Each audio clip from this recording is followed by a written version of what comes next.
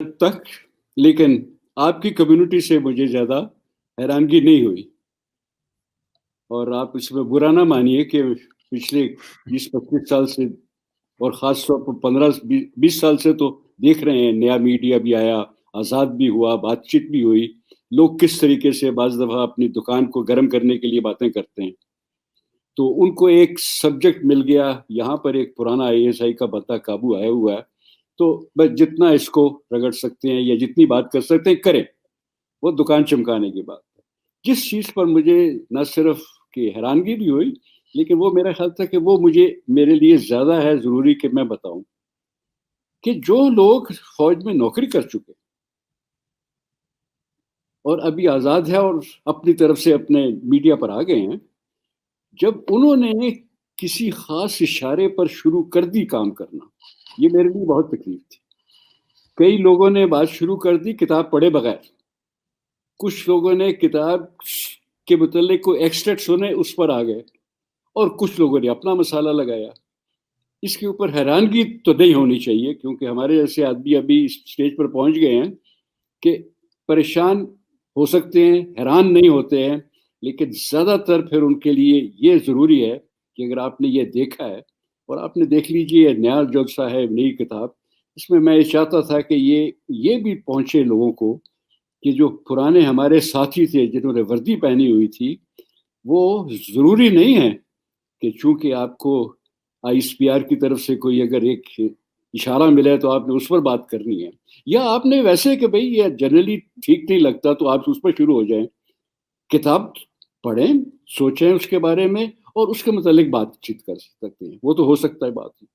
लेकिन जब ऐसा नहीं हुआ, तो मेरे लिए फिर ज़्यादा जो मकसद था, मिशन मेरे लिए था कि मैंने अपने अपने साथियों, अपने कोलीग्स के मुतालिक भी कुछ बात करनी है। और सिर्फ़ यही नहीं, मैं मियाँ साहब के मुतालिक बात की, एक पुरानी हिस्ट्री तो अपनी जगह पर, लेकिन ये तो मैंने आमतौर पर टीवी देखता तो नहीं हूँ, लेकिन इत्तेफ़ाक से मैंने सुन लिया उनकी बात। उन्होंने ये बिल्कुल कहा था, और वो जो किताबें लिखते हैं, उनका मुझे यही ख़्याल आया, एक इंटरव्यू था बहुत पुराना, किसी पता नहीं अमेरिकन ने, अंग्रेज़ ने, किसने किया था, कि सबके इंटरव्यू कर रहे थे, तो किसी जगह पर लाइब्रेरी में हुआ, किसी जगह कोई और बैकग्राउंड थी, तो जब मियाँ साहब से उनकी मुलाकात हुई तो कहने लगे जी उनकी उस इलाके में सिर्फ़ लाहौर मेट्रोपोलिटन की एक टेलीफ़ोन डायरेक्टरी पड़ी थी, और तो किताब नज़र नहीं आई। मियाँ साहब की जो थी ना, जिसको कहना चाहिए हेल्दी डिसरिस्पेक्ट फॉर पेपर, ये तो बड़ी पुरानी है। पेपर वगैरह नहीं देखना, पेपर नहीं पढ़ना, सुन लेना, उसके ऊपर फिर याद भी ना रहना। लेकिन ये तो सिर्फ़ ये उसके लिए इतनी ज़्यादा ज़रूरी नहीं थी मेरे काम करने के लिए। मैं तो सोच रहा था कि जब इन्होंने ये रिएक्ट किया, और फिर रज़ा रब्बानी साहब ने उससे भी ज़्यादा, मेरा ख़्याल है अनपढ़ किस्म का रिएक्शन की। फ़ौज क्या करती है अगर कोई सिविलियन करता है, वो सिविलियन कर चुके हुए हैं। मैंने इसीलिए कहा कि पुराने फ़ॉरेन सेक्रेटरी हुमायूँ खान हमारे मिले, उन्होंने अपने काउंटर पार्ट के साथ किताब लिखी, एतज़ाज़ अहसन ने अपने किसी पॉलिटिशियन के साथ किताब। तो ये जॉइंट पेपर्स लिखना, या जॉइंट पेपर तो मैं लिखता रहा हूँ, वो सारे पब्लिक डोमेन में थे। लेकिन जॉइंट बुक्स भी लिखी गई, लेकिन गुस्सा उनको फ़ौज पर था। आगे उन्होंने एक मौका मिल गया और उसमें इन्होंने शोर मचा दिया, और मेरा ख़्याल था कि शायद शुरू में यही वजह हुई कि ये चूँकि शोर पड़ा तो कोई बात हुई। लेकिन बाद में पता लगा कि वो तो एक बहाना मिल गया ना, लेकिन बात तो कोई और थी। तो ये जिनके साथ थोड़ी-सी सख्ती हुई, ज़्यादती हुई, ये मेरी अपनी कोई ज़ाती वजह भी हो सकती है, लेकिन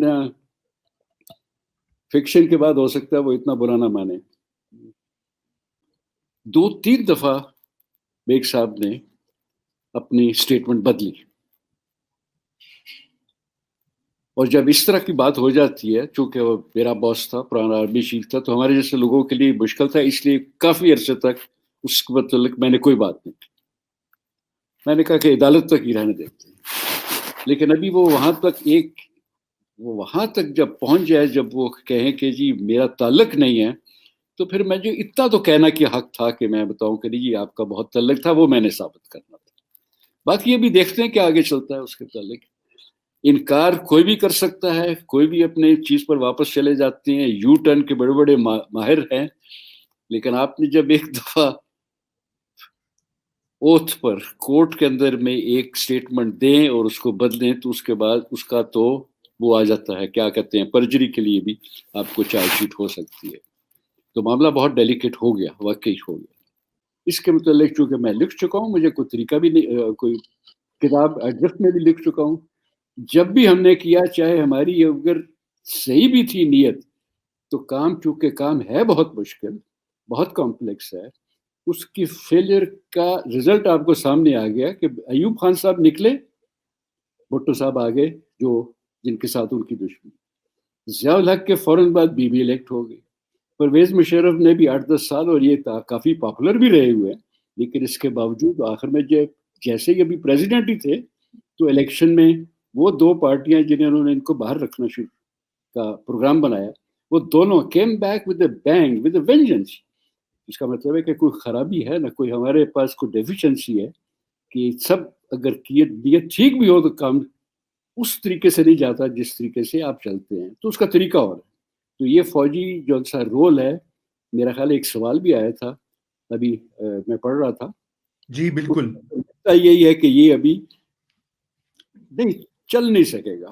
یہ نہیں کہ انٹرفیئر نہیں کرے گی, کنسٹرکٹیو انٹروینشن ہمیشہ جو سی ہوتی ہے وہ تو سب ادارے کر سکتے ہیں, فوج بھی کہہ سکتی ہے, لیکن وہ اس طریقے کا کہ مینیپولیٹ کرنا اور راستہ دکھانا, وہ شاید اب نہ ہو سکے. اس کے بعد ایبٹ آباد میں اس علاقے کے ارد گرد جتنے لوگ رہتے ہیں, وہی آپ کو بتا دیں گے کہ جی ریٹ سے 24 گھنٹے پہلے یہاں سڑکیں بند ہو گئی تھی.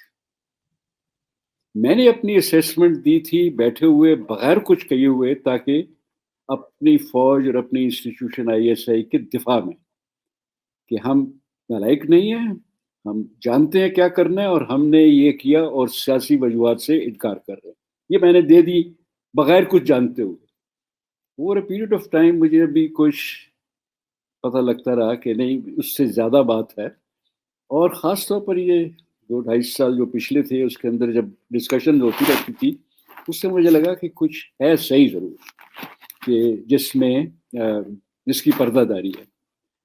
اور جتنوں نے بھی اسیسمنٹ لگائی, ایک آفیشیل اسپانسرڈ وہ ایک اسٹڈی بھی تھی, اس میں بھی آخر میں آ کر دبے لفظوں میں یہی کہا گیا کہ ہم نے جو کمپلسٹی تھی وہ اس کو ڈینائی کیا, اور جو تھی کیا کہنا چاہیے اس کو, انکمپیٹنس کو قبول کیا, اس کو ہم نے مان لیا سیاسی مجبوری کی وجہ سے. اس کا مطلب یہ ہے کہ پتہ تھا کچھ کوآپریشن ہوئی ہے, کچھ بات چیت ہوئی ہے, اور اس کے بعد جہاں تک ٹرسٹ کا تعلق ہے, سب نے, سیبر ہرش جیسا آدمی بھی وہ بھی یہی کہتا ہے, ایک دو اور تھے, سب نے یہی کہا کہ جو تھی ارینجمنٹ اس پر تو امریکہ واپس چلا گیا. میں نے کہا مجھے تو کبھی کوئی حیرانگی نہیں ہوئی, آج تک امریکہ نے ہمارے ساتھ کون سی چیز تھی جس پر انہوں نے کہا کہ ہم یہ کریں گے, ایوب خان سے لے کر آج تک, اور اس کے بعد کی.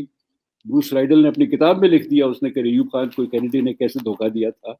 لیکن میں ان کو اس لیے نہیں کہہ سکتا ہوں, انہوں نے اپنا کام کیا, ان کے اپنے انٹرسٹ میں. نالائق لوگ تو ہم ہیں جو کہ مان جاتے ہیں ان کی بات, ان کا جو وعدہ کرتے ہیں اس میں مان جاتے ہیں, ہاں جی یہ کچھ کریں گے ہمارے لیے. انہوں نے ہمارے لیے نہیں کرنا ہوتا, انہوں نے ہمیشہ اپنے لیے ہی کرنا ہوتا. لیکن درانی صاحب, مودی تو اسی ریلیز کے بعد اس کو لینڈ سلائیڈ وکٹری ملی الیکشن میں. بالکل صحیح بات, یہ بالکل صحیح کہہ رہے ہیں آپ. صرف اسی وجہ سے تو ان کو انڈینز نے ووٹ نہیں ڈالے ہوگے, لیکن مجھے اس وقت ان دنوں میں دوسرے جو ری الیکشن سے پہلے ان کا ڈیفنس اٹیچی جو یہاں پر تھا انڈیا کا, ان کے ہائی کمیشن میں, اس نے مجھے صاف کہہ دیا تھا. وہ بعض وقت فوجی جو ہوتے ہیں نا, یہ صاف صاف بول جاتے ہیں. وہ مجھے سرفراز کیا جی, کہنے لگا جی آپ نے بڑی مدد کی ہے مودی کی, ابھی تو لگتا ہے کہ اس کو کوئی نہیں چیز روک سکتا. دولت کہتا تھا اس کو کم ووٹ ملیں گے, اس ڈیفنس اٹیچی نے کہا زیادہ لگیں گے. اور غالباً یہی وجہ ہے کہ اس نے وہ چھاتی دکھا کے 56 کی, اس نے کہا کہ میں نے دھمکی دی ہے, عمران خان نے میرا بندہ 24 گھنٹے میں واپس کر دیا. شاباش, بہت اچھا جی, ہم شاید ان کی جگہ ہوتے تو اسی کو ووٹ دیتے تھے. تو یہ تو اس نے تو کیپٹلائز کیا ہے. میں نے کہا اچھا جسچر ہے. 2 دن کے بعد 3 دن کے بعد مودی نے وہاں پر نعرہ لگایا. اس نے کہا میں نے عمران خان کو کہا تھا کہ مجھے اپنا پائلٹ 24 گھنٹے کے اندر اندر چاہیے. میں نے کہا یہ بھی اپنے نمبر بنا رہا ہے, چونکہ وہ پہنچ گیا واپس. لیکن جب یہاں سے کوئی ری ایکشن نہیں ہوا, کوئی چیز کا جواب نہیں گیا, تو مجھے شک تو پڑ گیا. میں نے کہا یہ کہیں دھمکی پر تو نہیں ہم نے واپس کیا. لیکن میں نے اس کے اوپر بھی کوئی سیریس ایکشن نہیں کیا. میں نے کہا وہ اپنا کر رہے ہیں, ہم نے نہیں جواب دیا. جب ایاز صادق صاحب نے یہ اسٹیٹمنٹ دی, نیشنل اسمبلی کے اسپیکر رہے ہوئے ہیں, بڑی ان پر نکتہ چینی ہوئی, کئی وجہ سے ہوئی ہوگی, لیکن میرے لیے یہ زیادہ ضروری تھا کہ اگر اس ایسے بندے نے کی ہے تو واقعی کو تھریٹ مل رہی تھی اس وقت, اور اگر تھریٹ مل رہی تھی جو کہ ایاز صادق صاحب سے اور مودی نے خود کہہ دیا کہ میں نے تھریٹن کیا تھا, پھر تو آپ اس کو آپ 48 گھنٹے نہیں, آپ 48 ہفتے اس کو رکھ کے پھر واپس کرتے تو بہتر رہتا, کیونکہ اس کو ہم کہتے ہیں نا اسٹیٹ کرافٹ میں کہتے ہیں we must play the hard ball. ہم نے اس طریقے سے کرنی ہے نیگوشیشن کہ آخر میں کچھ کرنا ہے, لیکن اس سے پہلے سودا بازی کریں گے, تم یہ کرو گے, ہم یہ کریں گے. پھر امریکہ کے ساتھ ہم کرتے رہے ہیں, یہ لوگوں کو باقی چیزوں کو چھوڑے, امریکہ جیسے ملک کو. جی سلالہ کے واقعے میں سلالہ کے بعد ایک تھا, ہم نے چین کو جب 50s میں 60s میں دوستی کی تو امریکہ خلاف تھا. ایران میں جب وہ ریولوشن کے بعد انہوں نے کہا تم دیکھو انہوں نے ہمارے ساتھ یہ کیا, تم تو ہمارے دوست ہو. اور سب سے بڑی مثال تو نیوکلیر پر ہے, کس طریقے سے یہاں پر لوگ, اللہ ان سب لوگوں کا بھلا کرے, ڈٹے رہے نیوکلیر پروگرام پر, بالکل باز نہیں آئے. اور آخر میں ایک وقت آیا جبکہ ہمیں چیلنج ہوا کہ دکھاؤ, تو ہم نے دکھا دیا. تو ان لوگوں نے صرف ہارڈ بال کی وجہ سے کام کیا. تو یہاں پر اگر ہارڈ بال کھیلتے, اگر انہوں نے تھریٹ دیا جو کہ ابھی لگتا ہے کہ دی تھی, پھر تو آپ کو 24-48 گھنٹے کی کوئی ڈیڈ لائن نہیں تھی. ہفتے 2 ہفتے 4 ہفتے بعد دیکھتے کیا کرتے, جب تھوڑا سا کہتے کہ ہاں بھائی ابھی آپ لوگوں کو سمجھ آ گئی نا کہ ہم کیا کر سکتے ہیں, پھر کرنا تھا.